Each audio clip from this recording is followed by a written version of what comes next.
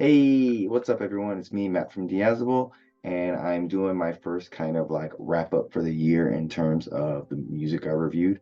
I still have lots of videos I need to record and everything, but I need to summarize everything I've accumulated over the year. So this video is about talking about my favorite singles from the year, the top 10 at least, and everything. So I'm going to talk about each song a little bit and leave a link to the playlist down below.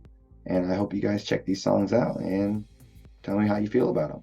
So yeah, here we have a band called Cassetta named Picking Scabs. They're a hardcore, a little bit with a little bit of grindcore in it, a little bit. I don't know. They're just really heavy, hardcore music, and I discovered them because I was looking up stuff on Lambgoat, and this band dropped a single. And I was like, oh, I've never heard of this band.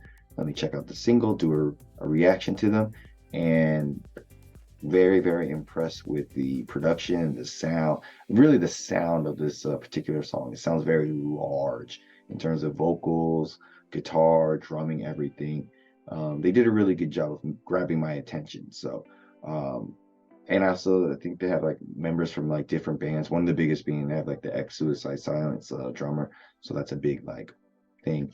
I don't think they're a big band or anything. They're not doing too much, but they play here and there, and so I think they're pretty exciting and everything. So check out that band.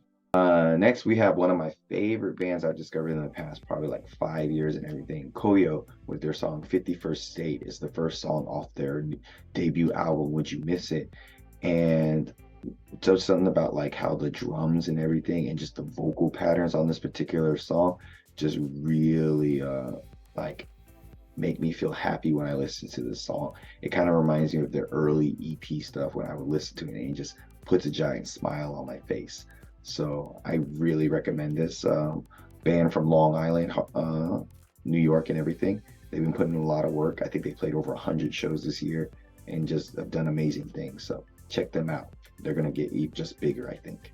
Next, we have the band Year of the Knife with their song Heaven Denied off their newest album, No Love Lost.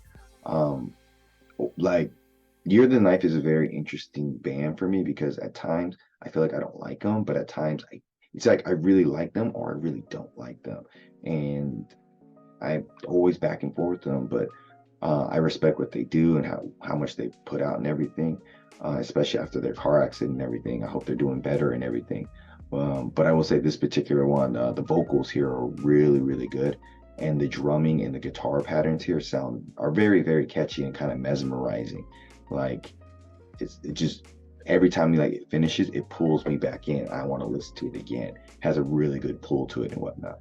So yeah, check out Year of the Knife and hope they have a speedy recovery because, like I said, they got into a car accident this past year, and that's never good. Next, we have the band called Rum Kicks with the song "Fuck You," and they are a Korean punk band that's gotten a lot of attention here in Korea because like it's an all girl group band, and they in Korean society they look very, very distinctive with their punk look and everything. And I always like to say that they're not pop punk, but they're punk pop. Like they're a really, really good punk band with really catchy songs. And this song in particular, the chorus is super catchy. Like once I was listening to the album and like I was just like instantly hooked at just how fun and just easy it is to digest this song, and it helped me understand punk more. So I appreciate this band a lot because now I really kind of like punk now. All these years I never really liked it, never got it, but I kind of enjoy it more and everything. So kudos to them. Next we have next we have Dying Wish with their song Symptoms of Survival. And this one again, I would say the vocalist here is what got me and everything, just how she sounds. Like it just sounds so visceral and raw, and then you back that up with some really, really hard breakdowns in the song, really good riffs and everything, and like good runtime and everything. It's a perfect sweet song where you just want to listen to again because each part of the song sounds good and you just want to hear it again and everything. So they are from Portland, Oregon, and think they've been doing a lot of shows and putting out a lot of work in the past couple of years. Like definitely built up their reputation and everything, and it's well earned. So check them out. We have the band Harm's Way with their song Cyanide off their newest album, Common Suffering. Um, one of the biggest albums that dropped this year in hardcore and everything. They're out from Chicago and everything. Um, been on the grind for years and everything. Had a lot of ups and downs and everything, but it sounds like they're having a big success now, like the biggest success they've ever had in their career with this very, very um, like it's very industrial at times and like hardcore. Like they were already like outside the spectrum of hardcore, but this album I think takes them even further out that with heavy industrial elements, slower songs, clean vocals here and there and everything, and just a more menacing but slow, dark tone to the album and everything. And this particular song, um, I just feel like it's just really raw, really heavy, especially with how the vocalist is singing here and everything. His energy is really raw, and I like the part when he's talking about like cyanide and like the poison part at the end of the song. It sounds really cool. So yeah, Harm's Way. Uh, Next we got Danny with his single "Reckless Heartbeat."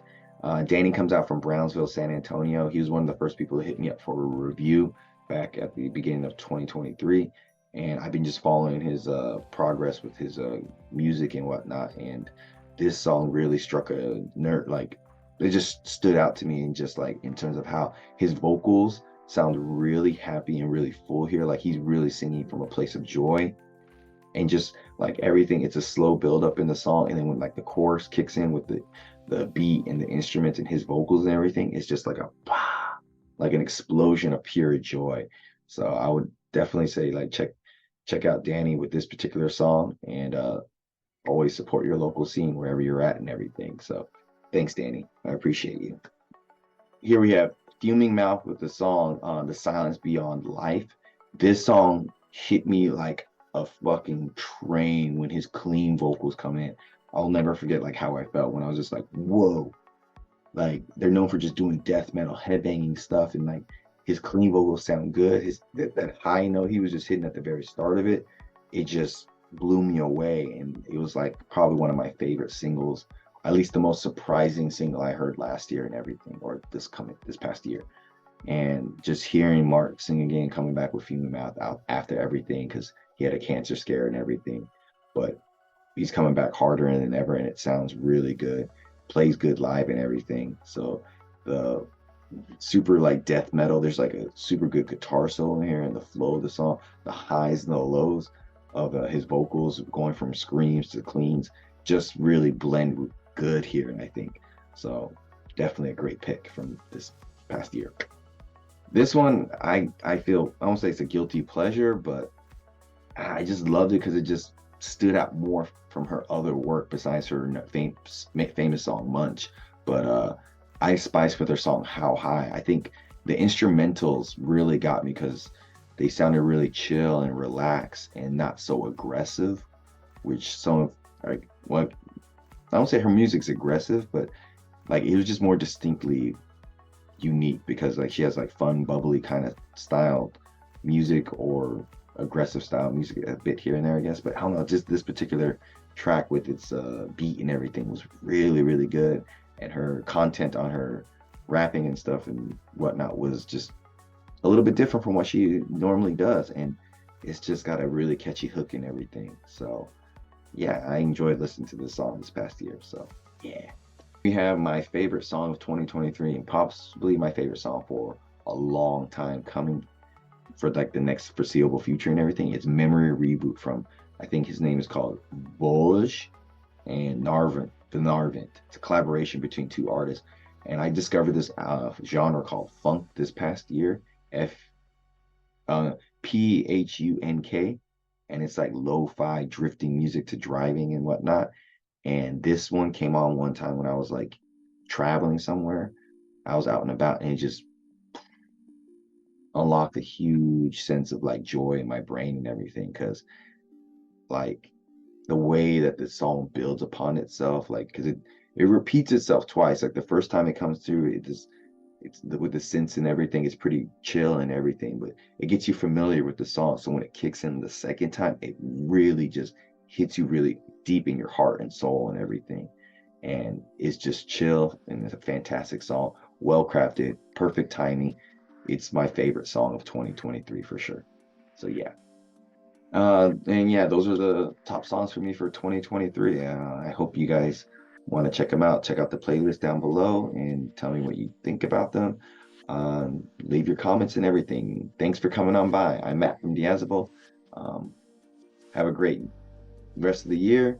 Have a great 2024 coming up. I'm excited for all the new music and the new possibilities coming next year. So, laters.